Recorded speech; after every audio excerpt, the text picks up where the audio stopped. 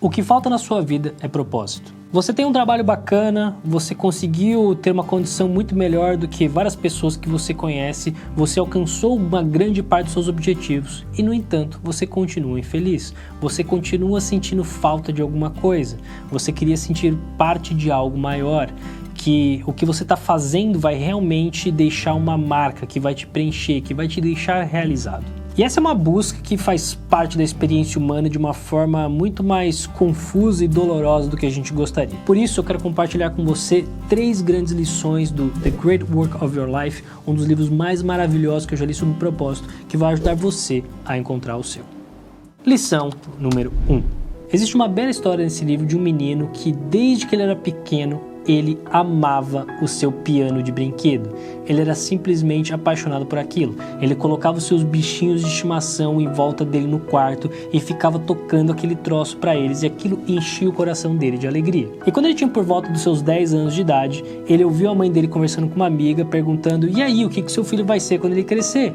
E ela respondeu: Ele vai ser padre, porque eu já prometi para Jesus que eu ia deixar o meu filho para fazer parte da igreja. E quando esse menino ouviu isso, ele voltou para o quarto dele e ele chorou. E ele chorou copiosamente porque a última coisa que ele queria era ser padre. Os anos se passaram e foi isso que aconteceu. Ele foi para o seminário, ele se tornou padre e ele se tornou mais que o padre, ele se tornou um excelente padre. As pessoas da igreja amavam ele. Ele fazia pregações muito boas, ele era extremamente querido na sua comunidade e, no entanto, ironicamente, o que ele mais amava naquele trabalho não era ser padre, muito embora ele tirasse algum prazer, alguma satisfação disso.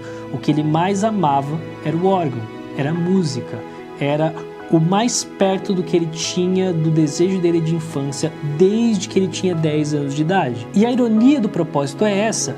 Ela é muito clara pra gente desde sempre em alguma medida, muito embora seja confuso em outras. Ele desde sempre amava aquele troço. E você pode apostar que tem muitas pessoas que detestam fazer aquilo que você ama. Tem gente que ama lavar a louça, tem gente que odeia.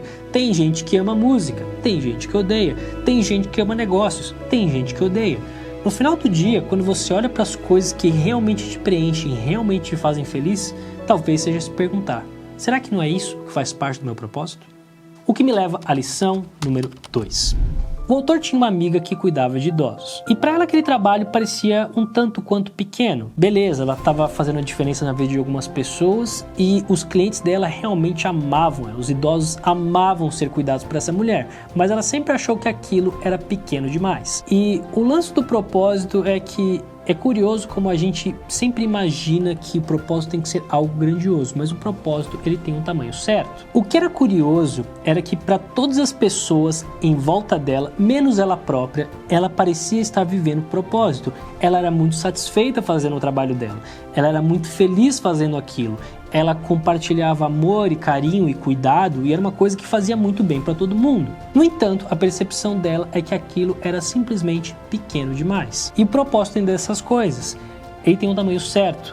Ele não pode ser nem pequeno demais, nem pode ser grande demais. Ele precisa ser na medida. A gente não pode deixar a nossa megalomania imaginar que nós estamos fazendo muito pouco, nem o nosso medo de fracassar e de dar errado fazer muito pouco. O que importa no final do dia é você encontrar o tamanho certo. E às vezes, por menor que possa parecer aquilo que você está fazendo, se você olhar com uma perspectiva diferente, você vai se dar conta de que talvez o seu propósito já faz parte da sua vida. O que me leva à lição número 3.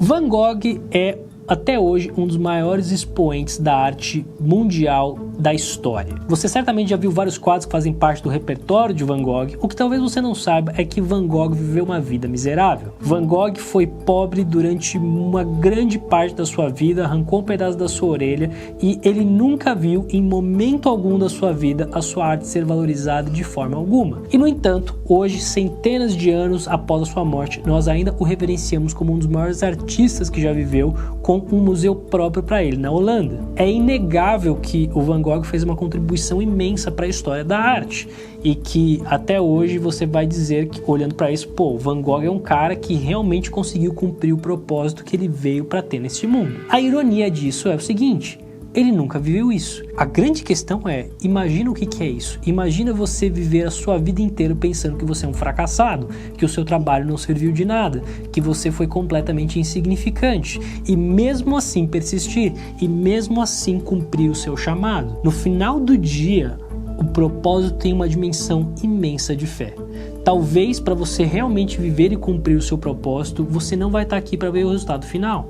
Talvez você vai ter que executar e deixar um legado e deixar alguma coisa incrível para a posteridade que nunca vai ser valorizada na sua vida. Só vai ser valorizada pelas futuras gerações, que é talvez um dos maiores exercícios de fé que um ser humano pode ter. Obviamente, nada disso é fácil. E é por isso que se você quer encontrar o seu propósito, você precisa da habilidade mais importante da sua vida. E se você quer saber que habilidade é essa e como desenvolvê-la, dá uma olhada nesse vídeo aqui, em que eu vou te contar passo a passo o que você precisa fazer.